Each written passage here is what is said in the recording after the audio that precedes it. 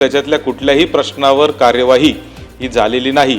तेच जर कर्नाटक सारख्या राज्यामध्ये गेलं तर सँक्शन लोडवरच आपण दिलं जातं, तर त्याबाबत आपण काही फेरविचार करणार आहात का? सोलरच्या प्रश्नांवर ज्या बैठका आणि वारंवार निवेदनं या असोसिएशन्सकडून आणि ग्राहकांकडून येत आहेत, त्या संदर्भात एखादी बैठक आपण आपल्या दालनात घेणार का? दराबाबतची जी मागणी होती त्या संदर्भामध्ये सन्माननीय हायकोर्टामध्ये याचिका दाखल केल्यामुळे MERC कडे आता परत फेर याच्यासाठी दिलेला आहे। सभापती महोदय, एका महत्त्वाच्या विषयावर मी सभागृहाचं लक्ष या निमित्ताने वेधतो आहे।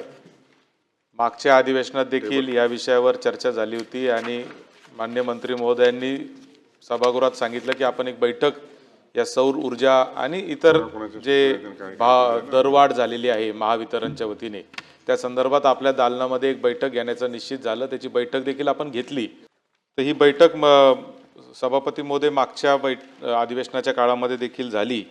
आता जे उत्तर मंत्री महोदयांनी दिलेलं आहे त्या उत्तराचं देखील मी आता वाचत असताना माझ्या लक्षात आलं की याच्यामध्ये अनेक गोष्टी ज्या आहेत त्या विरोधाभासाच्या आहेत।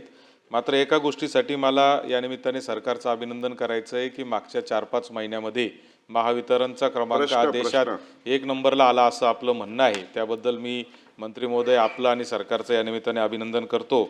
मात्र ही जी बैठक आपली मागच्या अधिवेशनाच्या अनुषंगाने झाली होती त्याचं इतिवृत्त पण आम्हाला मिळालेलं आहे, परंतु त्याच्यातल्या कुठल्याही प्रश्नावर कार्यवाही ही झालेली नाही। तर ही कार्यवाही आपण कधीपर्यंत करणार हा पहिला प्रश्न।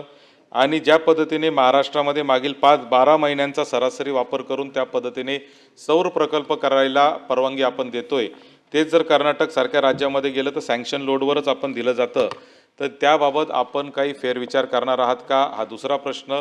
आणि एकंदरीतच सोलरच्या प्रश्नांवर ज्या बैठका आणि वारंवार निवेदनं या असोसिएशन्सकडून आणि ग्राहकांकडून येत आहेत त्या संदर्भात एखादी बैठक आपण आपल्या दालनात घेणार का? तिसरा प्रश्न। सभापती महोदय, सन्माननीय सदस्यांनी जो या ठिकाणी सूचना उपस्थित केलेली आहे, तर पहिल्या जी बैठक आपण घेतली होती त्या बैठकीच्या अनुषंगाने इतिवृत्त पण आपल्याला दिलेले आहे। जे तात्काळ होण्यासारखे उपाययोजना होत्या त्या केलेल्या आहेत आणि मुख्य त्यांची दराबाबतची जी मागणी होती त्या संदर्भामध्ये सन्माननीय हायकोर्टामध्ये याचिका दाखल केल्यामुळे MERC कडे आता परत फेर याच्यासाठी दिलेला आहे। तोच एक प्रश्न राहिला, तरी आणखीन काही त्यातले प्रश्न राहिले असतील तेही सोडवून आपल्याला कळवण्यात येईल। दुसरा विषय की 12 महिन्याच्या सरासरी वीज दरापेक्षा जास्त क्षमतेचे जो तुमचा आहे की जास्त क्षमता इतर राज्यांमध्ये वापरता येते, परंतु सभापती महोदय जो आपण क्षमता ज्या रूफटॉपच्या बद्दलची ही सूचना आहे, वापरा एवढीच समजा 100 युनिट एखादा कुटुंबाला दररोज सौर ऊर्जा वापरत असेल आणि त्यांनी 1 किलोवॅट किंवा 3 किलोवॅटची क्षमतेचा आपण सँक्शन देऊ शकतो। सँक्शन लोड हा आपण 10 किलोवॅटपर्यंत देऊ शकतो आणि अतिरिक्तचा वापरल्यानंतर ग्रीडमध्ये इनबॅलन्स येऊ शकतो, म्हणून तो सँक्शन देण्यासाठी आपल्याला महावितरणची परवानगी घ्यावी लागते सभापती महोदय। आणि आपण त्या ठिकाणी अप्लाय केल्यानंतर 3 दिवसामध्ये आपण सँक्शन लोड त्या ठिकाणी परवानगी देण्यात येते।